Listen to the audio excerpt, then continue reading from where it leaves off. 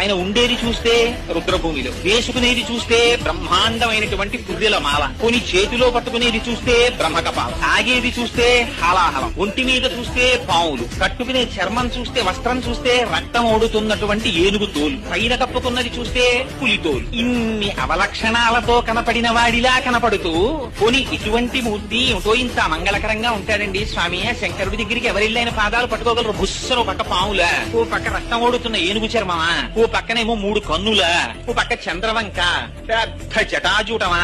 ఏమందం ఉందండి శంకరుడికి. అదే మా స్వామి శ్రీ మహావిష్ణువు.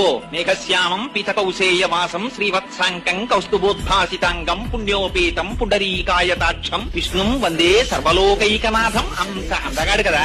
ఏమిటండి శివుడు ఎందుకు ఇలా ఉంటాడు అనుకుందామంటే చిత్రం ఏమిటో తెలుసా అండి. ఆ శంకరుడి అందం చూసి ముచ్చట పడిపోయి పూజ చేసిన వాడు మొట్టమొదటి అసలు శ్రీ మహావిష్ణువు. ఎంత పూజ చేశాడంటే ఆయన సామాన్యమైన పూజ కాదు. కళహస్తీశ్వర శతకంలో దూర్జటి దిప్పి పొడిచాడు. ఇవన్నీ ఏనుగుతోలు దుప్పటము బువ్వా కాలకూటము చేగిన్నే బ్రహ్మకపాలము క్రమకు భోగే కంఠహారము నిన్నీలాగున నుండియుం తెలిసియుం నీ పాద మూలంబునం చేర్చం నారాయణుడెట్లు మానసమునం శ్రీకాళహస్తీశ్వర. ఏమిటో స్వామి నువ్వు చూస్తే ఈ ఏనుగుతోలు కప్పుకుని బ్రహ్మకపాలం పట్టుకుని హలాహలం తాగుతూ ఇలా ఉన్నట్టుంటావు. అంత అంతగాడిగా కనపడే శ్రీ మహావిష్ణువు చూస్తే నీ పాదాల దగ్గర కూర్చుని ఇంత పూజ చేసి నీలో సగభాగాన్ని పొందాడు. పార్వతీదేవి కన్నా కూడా ముందు పరమశివుడిలో ఉన్నటువంటి సగభాగాన్ని పొందినటువంటి వాడు శ్రీమన్నారాయణుడు. అందుకనే హరిహరమూర్తి అని ఒక మూర్తి.